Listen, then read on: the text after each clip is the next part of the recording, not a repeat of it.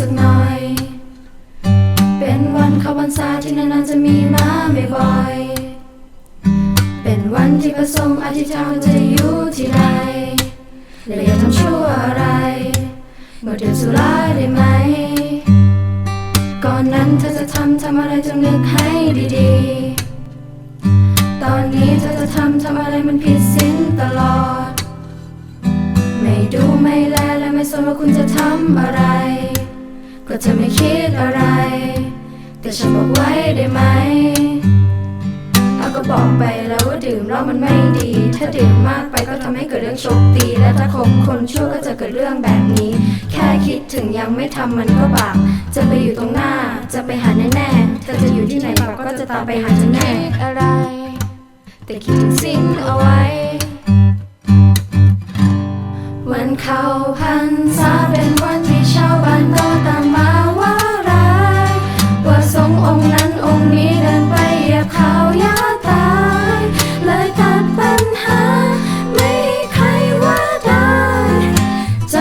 ำพรรษาเพื่อให้พระสงฆ์ได้รับจากการจาริกเผยศาสนาพุทธศาสนิกชนไปทำบุญกันด้วยนะแค่อธิษฐานไม่ผิดศีลข้อหาแค่นี้เลยเธอจะได้บุญ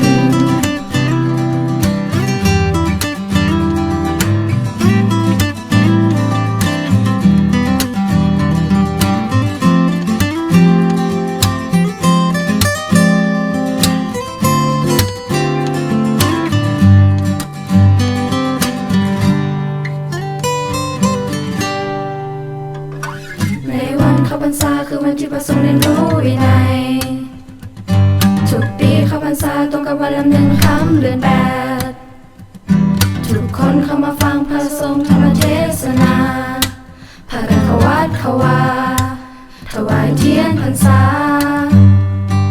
ก็บอกไปแล้วว่าดื่มเหล้ามันไม่ดีถ้าดื่มมากไปก็ทำให้เกิดเรื่องโชคตีและถ้าคบคนชั่วก็จะเกิดเรื่องแบบนี้แค่คิดถึงยังไม่ทำมันก็บาปจะไปอยู่ตรงหน้าจะไปหาแน่ๆเธอจะอยู่ที่ไหนบาปก็จะตามไปหาเธอแน่อะไรแต่คิดถึงศีลเอาไว้วันเข้าพรรษาเป็นวันที่ชาวบ้านก็ต่างมาว่าร้ายว่าสงฆ์องค์นั้นองค์นี้เดินไปเหยียบเขาย่าตายเลยตัดปัญหาไม่ให้ใครว่าได้จำพรรษาเพื่อให้พระสงฆ์ได้